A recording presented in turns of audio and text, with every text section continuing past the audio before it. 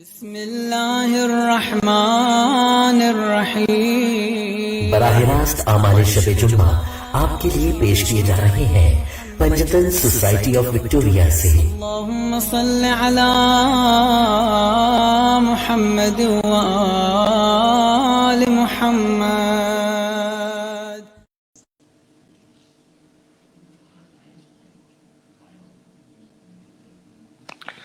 مجلس بمناسبت شب جمعہ ہے، تمام مرحومین کے ایصال ثواب، بالخصوص مرحوم سید تنویر حسین نقوی ابن سید الطاف حسین نقوی جو فادر ان لا تھے جناب جاذب نقوی صاحب کے، انہیں شامل کرتے ہوئے تمام ارواح مومن و مومنات کے ایصال ثواب کے لیے رحم اللہ من قرأ الفاتحہ۔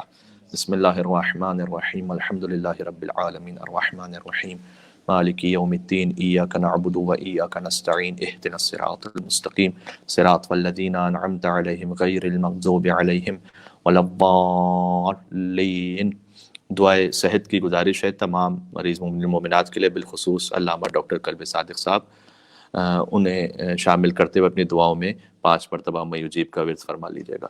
بسم اللہ الرحمن الرحیم، اما یجیب المضطر اذا دعاہ ویکشف السوء، اما یجیب المضطر اذا دعاہ ویکشف السوء، اما یجیب المضطر اذا دعاہ ویکشف السوء، اما یجیب المضطر اذا دعاہ ویکشف السوء، اما یجیب المضطر اذا دعاہ ویکشف السوء۔ نعرہ الصلوات، اللہم صل علی محمد و آل محمد۔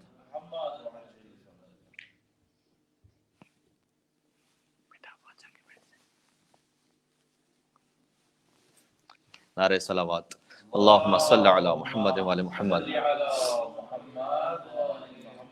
اعوذ باللہ من الشیطان اللعین الرجیم، بسم اللہ الرحمن الرحیم، وبہ نستعین وہو خیر ناصر ومعین، والعاقبۃ للمتقین والجنۃ للموحدین والنار للعاصین، والصلاة والسلام علی اکرم الانبیاء والمرسلین، حبیب الہ العالمین، العبد المرتضى والنبي المجتبى والرسول المصطفى، سيدنا ونبينا وشفيع ذنوبنا وطبيب نفوسنا ومولانا بالقاسم محمد۔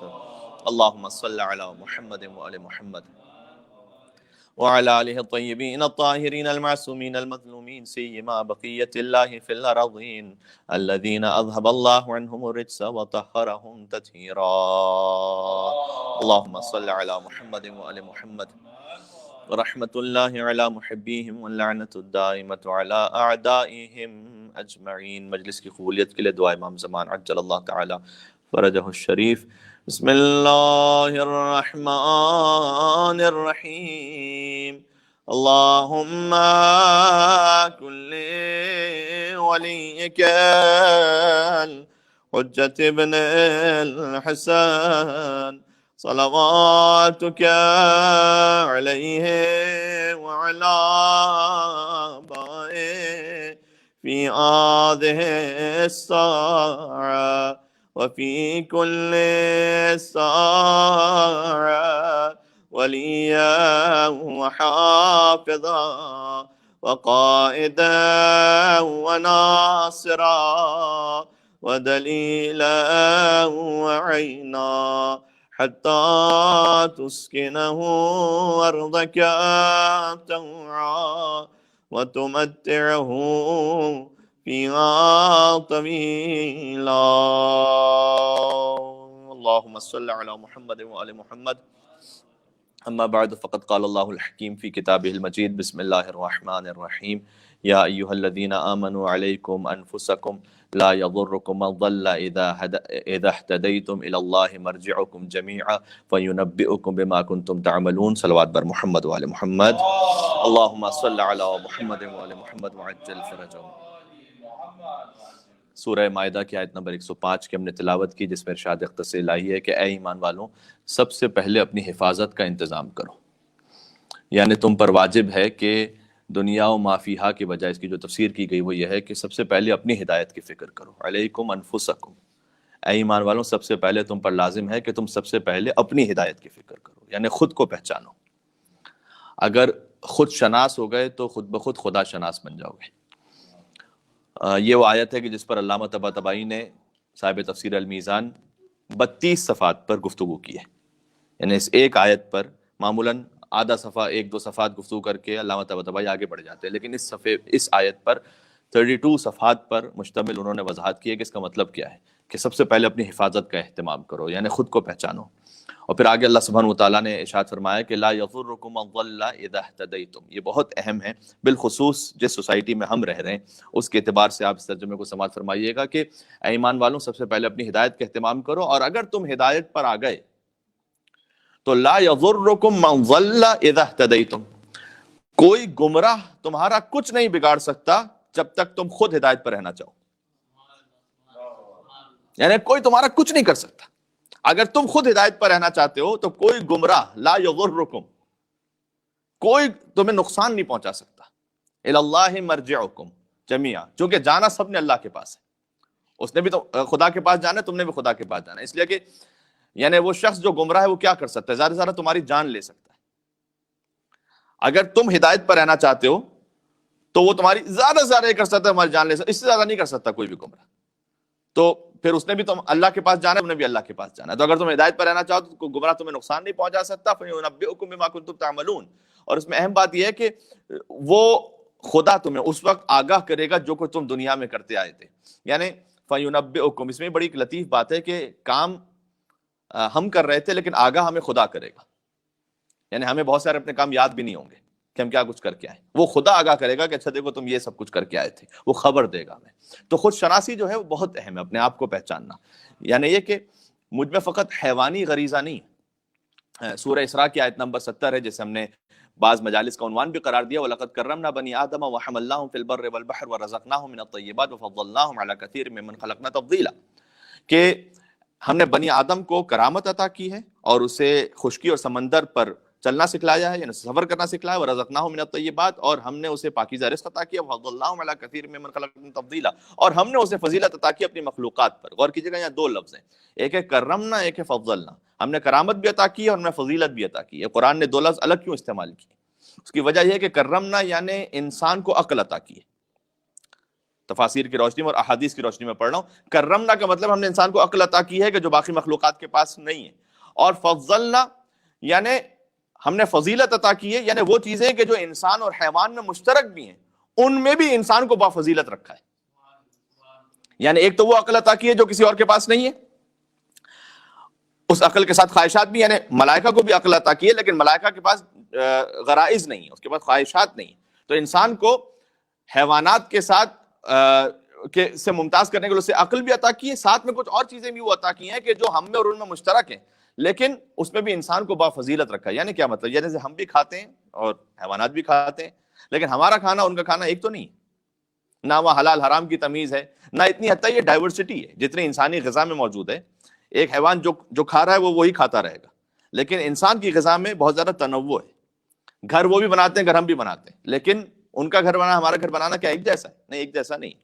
ہمیں اس نے کرامت بھی عطا کی ہے عقل عطا کرتے ہوئے، اور فضیلت بھی عطا کی ہے کہ وہ چیزیں جو ہم میں اور انسان حیوانات میں مشترک ہیں ان میں بھی ہمیں اس نے برتر رکھا ہے. تو یہ خود شناسی جو ہے وہ بہت اہم ہے کہ ہم اپنے آپ کو درک کر سکیں. ایک ہے عالم ناسوت جس میں ہم اس وقت ہیں، اور ایک ہے عالم لاہوت جس کی طرف ہمیں جانا ہے، اور پھر ایک ہے عالم ملکوت جس تک پہنچنے کی ہر مومن کی اصل آرزو ہونی چاہیے. تو یہ ہمیں پوٹینشل رکھا ہے اللہ سبحانہ وتعالیٰ نے. خود شناسی جب ہم کہتے ہیں، خود شناسی کا مطلب یہ نہیں ہے کہ ہمیں اپنا بلڈ پریشر پتا ہو اور ہارٹ بیٹ پتا ہو اور میری شوگر کتنی ہے پتا ہو اور فیٹس اور کیلشیم کتنے، یہ جان لینا خود شناسی نہیں. یہ تو جسم شناسی ہے. جسم شناسی الگ ہے، خود شناسی الگ ہے. خود شناسی میں جسم بھی شامل ہے اور روح بھی شامل ہے. روح کی شناخت یہ ہے کہ اسے بنایا کیوں ہے. ایک حکیم کا بیان ہے بہت اچھا. ہم کہتے ہیں نا سیلف ایکچولائزیشن. انسان کو یہ پتا چل جائے کہ اس کو کام کرنا کیا آتا ہے، اور اگر انسان کا جو پیشن ہے وہ اس کا پروفیشن ہو جائے تو کیا ہی کہنا. اس لیے بہت سے موٹیویشنل اسپیکرز ہوتے ہیں وہ کہتے ہیں کہ آپ پہلے دیکھیں کہ آپ کا پیشن کیا، اسی کو اپنا پروفیشن قرار دیں، اور یہ ہوتی ہے سیلف ایکچولائزیشن کی منزل. تو ایک حکیم ہے، ان کا بڑا اچھا بیان تھا. حکیم کا مطلب یہ دوا بیچنے والے حکیم نہیں، جو فلسفی. وہ کہتے ہیں کہ ہر مخلوق کی ایک برتھ ہوتی ہے، لیکن انسان کی جو ہے نا دو برتھ ہیں. ایک تو اس کی وہ پیدائش ہے کہ جب وہ دنیا میں آیا ہے شکم مادر سے، دوسرا اس کی وہ برتھ ہے کہ جب وہ یہ پہچان لے کہ وہ آیا کیوں ہے. یہ اس کی پیدائش کے دو مرحلے ہیں. یعنی جب انسان یہ سمجھ لینا کہ وہ آیا کیوں ہے، اس کا مطلب ہے کہ وہ ری بورن ہوا ہے، اب تو اصل زندگی شروع ہوئی. یہ ہے روح کی شناخت. اچھا، ہم نے جسم کی شناخت کے بارے میں عرض کیا کہ بلڈ پریشر ہے، شوگر ہے، آئرن ہے، کیلشیم ہے، وائٹامن ہے، وغیرہ وغیرہ وغیرہ.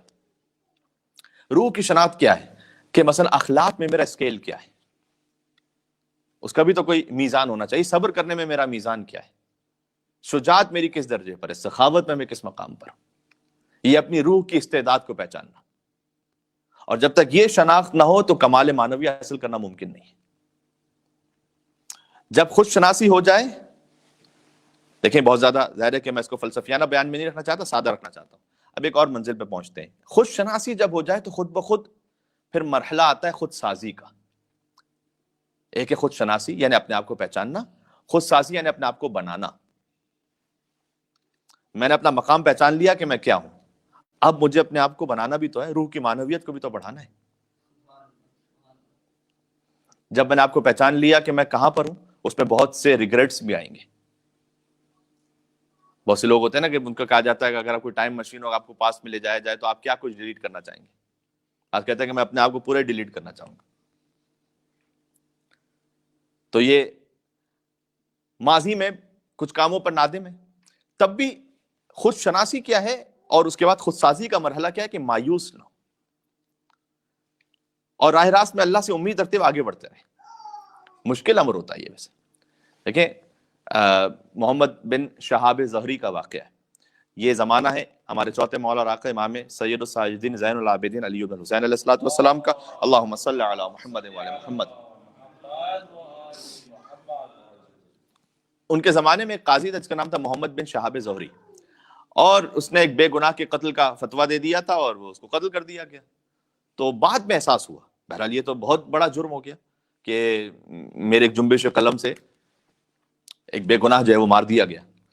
تو اسے احساس ہوا اور ایسا احساس ہو گیا کہ پھر آہستہ آہستہ سائیکولوجیکل، آج کی زبان میں اگر میں کہوں تو ایشوز میں مبتلا ہوتے ہوئے مینٹل ڈس آرڈر میں چلا گیا تھا. یعنی ایسی خود کلامی کرتا رہتا تھا. اس زمانے میں جب حالات ایسے تھے کہ پتہ نہیں کتنے لوگوں کو مار دیتے تھے اور انہیں کوئی احساس بھی نہیں ہوتا تھا. تو بہرحال یہ ایک وہ شخص تھا کہ جیسے احساس تھا کہ میں نے اپنے ایک غلط فیصلے سے کسی بے گناہ کی جان لی. تو لوگوں نے کہا کہ اس کا علاج ویسے نہیں ہوگا، اسے مکہ چھوڑ کر آؤ اور خانہ خدا میں کچھ دن رہے گا تو شاید اس کا علاج کچھ ہو سکے. تو خانہ کعبہ کے پاس بھی رہا، بہت دن تک رہا، لیکن کوئی بہتر نہیں ہوا. تو اب بھی مایوسی کی بہت باتیں کرتا تھا. تو امام سجاد علیہ السلام حج کے لیے تشریف لائے ہوئے تھے اور لوگ اسے لے کر آئے امام کے پاس. امام نے اسے کئی باتیں کہیں. اس میں سے ایک بات جانتے ہیں کیا کہی؟ امام نے اسے کہا کہ مجھے تیرے گناہ کا اتنا خوف نہیں ہے جتنا تیری مایوسی سے خوف ہے. یعنی کہ جتنا تو مایوس ہو چکا ہے نا کہ اب میری بخشش ممکن ہی نہیں، اب میں راہ راست پر آ ہی نہیں سکتا، اس سے جتنا خوف ہے اتنا تیرے گناہ سے بھی خوف نہیں. بات واضح ہو رہی؟ تو خود بخود خود سازی کی ایک منزل آتی ہے کہ مایوسی کو نہ آنے دے انسان، جو کئی مرتبہ شیطان کا ایک حربہ ہوتا ہے کہ اب تم ایسی زندگی سے گزر چکے ہو کہ اب کیا ٹھیک ہونا، اب کچھ نہیں ٹھیک ہونا. نہ، اب کہاں تم اپنے آپ کو اپنی نظروں کو حرام سے بچا سکتے ہو. اب تمہاری اتنی لت لگ چکی ہے حرام کی کہ اب تم اپنے آپ کو روک ہی نہیں سکتے. یہ وہ مایوسی والی کیفیت ہوتی ہے کہ میں یہ کر ہی نہیں سکتا، بس یہاں سے شیطان کامیاب ہو گیا. یہ کبھی نہ آنے دیں. میں نماز فجر کے لیے اٹھ ہی نہیں سکتا، میری عادت ختم، بس میں لائف سٹائل میرا ایسا ہو چکا ہے میں کر ہی نہیں سکتا یہ کام. کچھ لوگ ہوتے ہیں جو کہتے ہیں کہ میں غصہ روک ہی نہیں سکتا. کچھ لوگ ہوتے ہیں بہت جو بیجا قسم کھاتے ہیں، ہر بات پہ قسم کو کہیے وہ قسم نہ کھاؤ، کہتے ہیں خدا کی قسم آئندہ قسم نہیں کھاؤں گا. تو پھر وہ کہتے ہیں پریشان ہو کے کہ میں کچھ نہیں، میں نہیں روک سکتا. ایسے ہر انسان کی نہیں کچھ کام ہوں گے ایسے کہ نہیں میں نہیں کر سکتا، یہ میں آپ سے غلط کام کو نہیں چھوڑ سکتا. امام سجاد صاحب نے کہا یہ جو تم مایوسی کی کیفیت میں جا رہے ہو نا، یہ اس گناہ سے بھی زیادہ بدتر گناہ. ٹھیک ہے. شیخ بھائی کی ایک کتاب ہے کشکول. کشکول ویسے تو فقیر لے کے گھومتا ہے، اس کتاب کا کشکول نام اس لیے بہت سے علماء نے کشکول کتاب رکھی. اس میں متفرق موضوعات ہیں. کشکول میں کیا ہوتا ہے کہ جس کے پاس جو تھا اس نے فقیر کو ڈال دیا، تو اس کا کشکول نام اس لیے اس کتاب کا رکھا، ایسی کتابوں کا نام رکھا جاتا ہے جس کا ایک اسپیسیفک ٹاپک نہیں ہوتا، متفرق موضوعات ہوتے ہیں، سبق آموز نصیحتیں، واقعات. اس میں وہ لکھتے ہیں کہ ایک شخص تھا جو میرے لیے بڑا قابل اعتماد، اس نے اس بات کو بیان کیا کہ بصرہ میں رہنے والا ایک شخص تھا اور بہت متدین انسان نہیں تھا، فاسق و فاجر تھا، بلکہ کچھ گناہوں میں خاص مشہور بھی تھا، وہ مر گیا. تو کوئی حاضر نہیں تھا کہ اس کی تشییع جنازہ کے لیے جائے، غسل و کفن کے لیے بھی کوئی تیار نہیں تھا. تو شیخ بھائی لکھتے ہیں کہ اس کی زوجہ نے باقاعدہ یعنی کچھ لوگوں کو اجیر کیا کہ تم غسل و کفن تدفین کا اہتمام کرو ورنہ اس کا لاش ایسے ہی پڑا رہے گا. تو حتیٰ یہ کہ مسلمانوں کے قبرستان میں بھی اس کو دفن ہونے کے لیے بھی اجازت نہیں دی گئی، اور وہ اس کی جو زوجہ تھی وہ لے کر گئی اس کے جنازے کو بیابان تو اللہ کی ملکیت ہوتی، بیابان میں لے کر گئی، وہاں دفن کر دیتے، ایک علامت لگا دیں گے. ابھی دفن اسے کیا جانا تھا کہ ایک عالم بزرگ عارف جلدی ایسے کہ اپنے آپ کو دوڑاتے ہوئے پہنچے جنازے پر، کہا کہ نانا اسے دفن نہ کرو، اور پھر اس کی نماز جنازہ پڑھی. اور عالم وہ اتنے بزرگ تھے کہ ان کے پیچھے پیچھے بہت سارے لوگ آگے شہر کے، پھر اہتمام کے ساتھ اس کا جنازہ ہوا، مسلمانوں کے قبرستان میں اس کو دفن کیا گیا. وقت چونکہ مختصر ہے تو لہٰذا مجھے آگے ایک دو حدیثیں بھی آپ کو سنانی ہے. تو ان سے پوچھا گیا کہ بھائی آپ کیوں آئے؟ کوئی اس کا جنازہ پڑھنے تک وہ تیار نہیں تھا، آپ اتنا خاص اہتمام کے ساتھ آئے. تو انہوں نے کہا کہ کل اس کا انتقال ہوا ہے اور کل رات کو میں نے خواب میں دیکھا جس کا مجھے حکم دیا گیا، مجھے ایسا محسوس ہوا. اور جو علماء عرفا ہوتے ہیں وہ پہچان لیتے ہیں کہ کیا چیز برحق ہے اور کیا حکم انہیں دیا جا رہا ہے، کہ میں پہنچوں اس کے جنازے پر، اہتمام کروں، خود تدفین میں شریک ہو جاؤں، لیکن مجھے معلوم نہیں کہ حکم آیا کیوں ہے. یہ حکم مجھے دیا گیا کہ وہ ایک بیابان میں تنہا اس کو دفن کیا جا رہا ہے، پہنچے وہاں پر، لیکن مجھے نہیں پتا کہ حکم کیوں دیا گیا، میں جانتا نہیں. تو پہنچے پھر اس کی زوجہ کے پاس بات کرنے کے لیے کہ بھائی کیا ہم نے تو ہمیشہ سے شر دیکھا تھا، کوئی خیر بھی تھا اس میں، تو جو خیر ہے وہ کیا ہے وہ بیان کیجئے.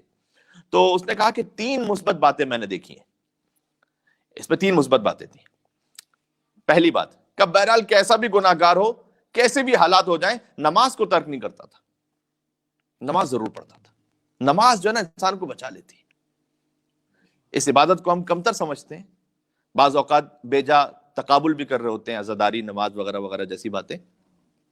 لیکن بہرحال نماز کہ پر بھی خطابت میں، شاعری میں کوئی ایسا لفظ استعمال نہیں ہونا چاہیے کہ جس سے نماز جیسی عبادت کی تنقیص ہو. کہ نماز وہ پابندی سے پڑھتا تھا، بہرحال گناہ گار تھا لیکن نماز کا ٹائم نماز پڑھتا تھا. دوسرا، کسی نہ کسی یتیم کی ہمیشہ پرورش کرتا رہتا تھا، یعنی اس کی زندگی میں کوئی ایسا موقع نہیں گزرا کہ کوئی نہ کوئی یتیم اس کے زیر سایہ نہ ہو. سیلف ایکسپلینیٹری، وہ وضاحت کی ضرورت بھی نہیں. اور تیسرا یہ جو میرے موضوع سے جو اس خاطر میں نے جملہ سنا آپ کو، کبھی کبھی نصف شب میں بلند ہو کر خدا سے فریاد کرتا تھا کہ خدایا میں برا ضرور ہوں لیکن میں مایوس نہیں ہوں، اس لیے کہ مجھے جہنم میں ڈال کر تجھے کیا فائدہ حاصل ہوگا. اللہ ہم سب کی مغفرت ہو سکے بحق اہل بیت اطہار علیہ السلام. مل کے صلوات ایک بھیجیے گا محمد اور آل محمد پر. اللہم صلی علی محمد و آل محمد. تو وہ کہتا تھا کہ یہ کچھ دعاؤں کا مفہوم بھی ہے کہ پروردگار مجھے جہنم میں ڈالنے سے تجھے کیا حاصل ہوگا، لیکن اگر تو نے مجھے معاف کر دیا تو مجھے بہت کچھ حاصل ہوگا، میں بچ جاؤں گا اس عذاب علیم، عذاب شدید سے. تو اے رب مجھے معاف فرما دے، میں مایوس نہیں ہوں. اور ہمارے تو زندگی میں کوئی لمحہ ایسا نہ آنے دیجئے کہ جب آپ گیو اپ کر دیں، ہار جائیں، نہ، یہ شیطان کی فتح ہے. دوسری طرف سے تکبر بھی نہ آنے پائے. انہی شیخ بہائی کا ہی بہت ہی عظیم عالم، ان کا واقعہ ہے کہ ان سے ملنے کے لیے ایک عالم تھے ملا عبداللہ شوستری، بہت عظیم عالم تھے. انہوں نے کئی علماء اور طلباء کی تربیت کر چکے تھے. وہ پہنچے ملاقات کے لیے اصفہان میں، تو ظہر کا وقت ہوا. تب دونوں بزرگ علماء، شیخ بھائی اپنے قداور شخصیت اور ملا عبداللہ شوستری ایک بہت بڑی شخصیت. تو شیخ بھائی نے ان سے کہا آپ جماعت پڑھائیے، نماز کا وقت ہو گیا، جماعت پڑھائیے. انہوں نے معذرت کی، تو بہت اصرار کرنے کے باوجود بھی یہ ملا عبداللہ شوستری مانے نہیں اور کسی نہ کسی بہانے سے اپنے گھر واپس چلے گئے. تو جب ان سے وجہ پوچھی گئی تو انہوں نے جواب دیا کہ میرے نفس میں، جیسے مجھے شیخ بھائی نے کہا نا کہ آپ نماز جماعت پڑھائی، تو میرے نفس میں ایک لمحے کے لیے خیال آیا کہ اچھا اب میں یعنی اتنا بزرگ ہو گیا ہوں کہ میں شیخ بھائی کے لیے امام جماعت بن جاؤں. یہ میرے دل میں ایک غرور کی کیفیت آئی تھوڑی سی. بس مجھے خطرہ ہوا کہ کہیں یہ غرور جو ہے نا مجھے نہ لے ڈوبے، یہ فخر اس طرح کا جو باطل فخر ہے میرے نفس میں نہ بیٹھ جائے. یہ ہے خود شناسی. کیا مطلب ہے اس کا؟ یعنی یہ پہچاننا کہ مجھے اصل خطرہ کہاں سے. ہو سکتا ہے جس مقام سے مجھے خطرہ ہے اس مقام سے آپ کو خطرہ نہ ہو. یہی امام جماعت بننے والی مثال ہے. شاید ہی مثلا ایک عام مومن کی زندگی میں کوئی ایسا مرحلہ گزرے کہ اسے امام جماعت بننا پڑے. شاید آپ کے لیے خطرہ کبھی نہ گزرے، لیکن ہو سکتا ہے میرے لیے خطرہ ہو. یہ خود شناسی، اپنے آپ کو پہچاننا کہ مجھے کہاں سے الرٹ رہنا ہے. جہاد بن نفس میرے لیے کچھ اور ہے، آپ کے لیے کچھ اور ہے. ہو سکتا ہے میرے لیے ناپ تول میں کمی کرنا، زیادتی کرنا، یہ معاملہ شاید میرے لیے اتنا نہ ہو جتنا ہو سکتا ہے آپ کے لیے ہو. ہر ایک کو اپنے اپنے حساب سے دیکھنا پڑے گا. اسی مناسبت سے ایک حدیث سناتا ہوں. حدیث نبوی ہے. نبی مکرم احمد مجتبی محمد مصطفیٰ صلی اللہ علیہ وآلہ وسلم نے فرمایا ہے. محمد وآل محمد، مل کے ایک صلوات بھی دیجیے گا محمد اور آل محمد پر. اللہم صلی علی محمد وآل محمد. فرمایا، یہ بہت زبردست حدیث ہے. فرمایا 5 چیزیں نہ ہوتی نا تو سارے انسان سب صالح ہوتے، نیک ہوتے. یعنی 5 چیزوں سے خطرہ ہے. صالح ہونا بہت بڑی بات ہے.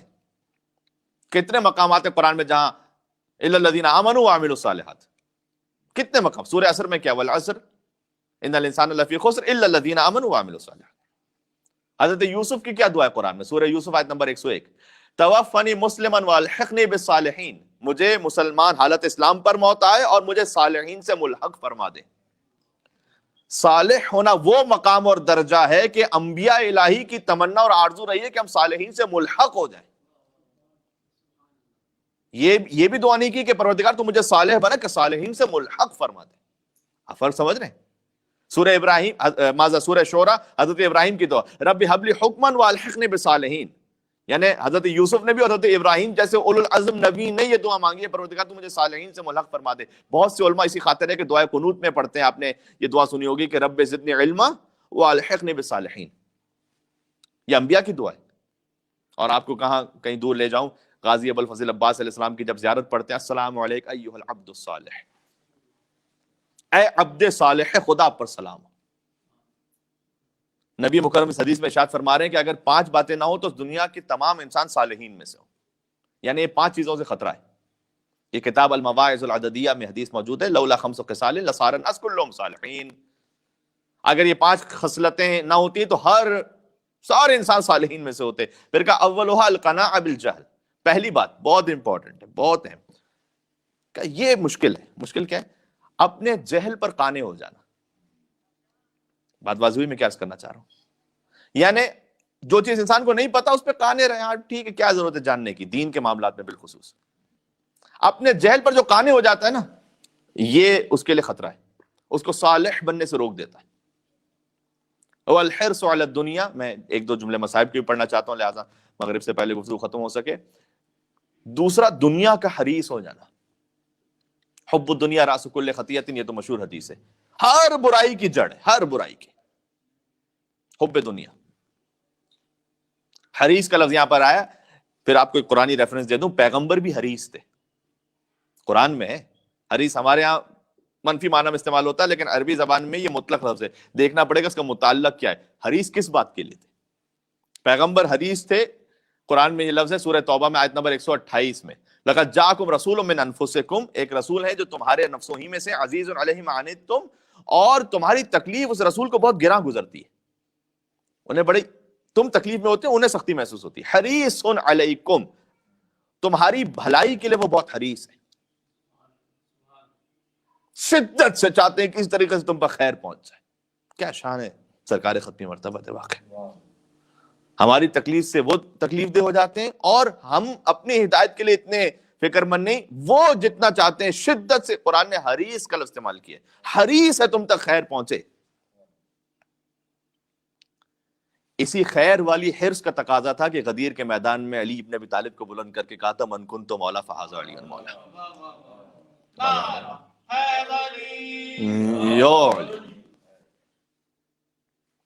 چچا زاد بھائی کو فقط نہیں بنایا مولا، چونکہ مومنین کی ہدایت کے لیے حریص ہے لہذا علی کو مولا بنایا. دیکھو میرے بعد ہدایت علی سے مل، جیسے مجھ سے ملے گی ویسے علی سے. آگے بالمومنین رؤوف الرحیم، مومنین پر بہت شفقت کرنے والے اور مہربان ہیں. تو بھلائی کے لیے حریص ہونا اچھا ہے، لیکن دنیا کا حریص ہونا کا 5 باتیں نہ ہوتی سب صالحین میں سے ہوتے. پہلا کہ دنیا کا حریص نہیں، یہ دوسرا تھا. پہلا یہ تھا کہ جہل پر قناعت کرنا. جہل پر قناعت یعنی نہ پتا ہو اور پر راضی رہے انسان، سیکھنے کی کوشش نہ کرے. دوسرا دنیا کے معاملے میں حریص ہونا. تیسرا وَالشُّحْ بِالْفَضْلِ، کا کسی فضیلت کو حاصل کرنے میں بخل کرنا. ایک چیز جو آپ حاصل کر سکتے ہیں، اچھی فضیلت کمال، اس کو چھوڑ دیں. کئی دفعہ ہوتا ہے لوگ نیکی کا موقع آتا ہے اس وقت نہیں کرتے، چیریٹی کا موقع اس وقت نہیں کرتے، کہتے ہیں تھوڑا بعد میں جب تھوڑا جمع ہو جائے گا پھر کروں گا، موقع ضائع کرتے ہیں۔ چوتھا والریا فی العمل، کا سب کچھ بھی انسان کرتا ہے لیکن عمل میں ریا ہو، صالح نہیں بن سکتا، دکھاوے کے لیے عمل ہو۔ والاعجاب بالرأی، بہت اہم ہے، ایک ایک پر بڑی اچھی گفتگو ہو سکتی ہے کہ اعجاب بالرأی کا مطلب ہے اپنی ہی رائے پر فخر کر کے اسے حتمی سمجھنا، جو میں کہہ رہا ہوں وہی ٹھیک ہے۔ اب انسان کو دیکھنا ہے کہ میں کہاں پر، خود شناسی یہی ہے کہ میں کس مرحلے پر ہوں۔ امام صادق علیہ السلام نے فرمایا ہے درد تمہارے اندر ہے، اللہم صلی علی محمد وعلی محمد، امام صادق علیہ السلام کا فرمان ہے، فرمایا درد تمہارے اندر ہے، دوا بھی تمہارے اندر ہے، اور طبیب بھی تم خود ہو۔ ہمارے قوم کے ایک بہت اچھے ساتھی سے میں نے ان سے سیکھا بھی بہت کچھ، وہ کہتے تھے کہ جو انسان کے اپنے اندر کا بت ہو نا وہ خود ہی انسان توڑ سکتا ہے، کوئی باہر سے آ کے نہیں توڑ سکتا، اس لیے کہ باہر سے کسی کو پتہ ہی نہیں کہ میرے اندر کیا بت ہے، اگر میرے اندر کوئی بت ہے تو بت شکن مجھے خود بننا پڑے گا۔ توسل اختیار کرتے ہیں اہل بیت اطہار علیہم السلام سے، شب جمعہ بس تقریباً اب ہو چکی ہے، اور ایک بہت عظیم الشان ماں کا ذکر کرنا چاہتا ہوں جو خود سازی کی اس منزل پر تھیں، وہ کہ 4 بیٹے انہوں نے فدا اور قربان کیا ابا عبداللہ الحسین علیہ السلام پر، اپنی شناخت حاصل کر لینا۔ ان ساری باتوں کا خلاصہ ایک لفظ میں یہ ہے کہ اپنے امام وقت پر قربان ہو جانا، یہ ہے خود سازی کی اعلیٰ ترین منزل۔ 4 بیٹے انہوں نے قربان کی، اور انہیں خبر ایک تو بشیر نے آ کر دی تھی، لیکن مسجد نبوی میں جب اعلان کیا گیا تھا شہادت حسین کا، حسین کو قتل کر دیا گیا، اس وقت اس ماں کو پتہ چلا کہ حسین کو مار دیا گیا ہے، اور میرے 4 بچے شہید ہو گئے۔ البتہ یہ کہ بعض علماء نے کہا کہ یہ بات کا واقعہ ہے، اس سے پہلے بشیر نے آ کے خبر دے دی، اور جو بشیر نے آ کے خبر دی بظاہر اس روایت سے لگتا ہے کہ شاید اس وقت تک اعلان نہیں ہوا تھا، تو بشیر نے جو شاعر تھا امام سجاد علیہ السلام کے حکم سے آیا مدینے میں، وہ کہتا ہے کہ اے مدینہ والوں، مدینہ تمہارے رہنے کے قابل نہیں رہ گیا، اس لیے کہ حسین کو مار دیا گیا، پنجتن کی آخری نشانی مار دی گئی۔ تو بی بی ام البنین سلام اللہ علیہ تشریف لائی، تو پوچھا کہ حسین کی کیا خبر ہے، بشیر سے پوچھا حسین کی کیا خبر، کیا ہوا حسین کے ساتھ؟ تو اللہ اکبر، بشیر کہتے ہیں کہ میں نے کہا کہ میں پہلے اس بی بی کو ان کے بچوں کا بتلاؤں، تو میں نے اسے کہا کہ آپ کا عباس مار دیا گیا۔ تو روایت میں ملتا ہے، دیکھیں مقتل سے میں پڑھ رہا ہوں، بعین ہی روایت ہے، کہ آپ مجھے یہ بتلاؤ حسین کی کیا خبر ہے؟ تو بشیر کہتا ہے میں نے دوسرے بچے کا نام لیا، کہا آپ کا دوسرا بیٹا مار دیا گیا، کہا حسین کی کیا خبر ہے؟ تیسرے بیٹے کا نام لیا، اسے بھی مار دے گا، حسین کی کیا خبر ہے یہ بتاؤ۔ چوتھے بیٹے کا نام لیا تو بی بی نے جواب دیا جو تاریخ میں لکھا ہوا ہے کہ میرے سارے بیٹے وَكُلُّهُمْ تَحْتَ الْخَزْرَةِ، اور جو کچھ اس آسمان کے نیچے ہے وہ سب حسین پر فدا ہو جائے، یہ بتاؤ حسین کی کیا خبر ہے؟ تو پھر بشیر کہتا ہے کہ انہیں بتلایا کہ اے بی بی حسین کو 3 دن کا بھوکا پیاسا شہید کیا گیا، اور اس وقت اس بی بی نے فریاد بلند کی، اپنے بچے پر اس وقت تک نہیں روئی تھی، اس وقت بی بی نے فریاد بلند کی اور کہا حسین کو مار دیا گیا، اور پھر جاتی تھی جنت البقیع اور قبروں کا نشان بنا کر قبر کے سامنے بیٹھ جاتی تھی اور کہتی تھی عباس مجھے لوگ بتاتے ہیں کہ تیرے سر پر گرز مارا گیا تھا، عباس لوگ مجھے بتاتے ہیں تیرے بازو قلم کیے، عباس مجھے یقین تو نہیں آتا کہ کیسے ممکن ہے، تو اتنا شجاع تھا، کس نے تیرے بازو قلم کیے ہوں گے؟ لیکن ہاں عباس جب میں یہ سنتی ہوں کہ سکینہ کو تماچے مارے گئے،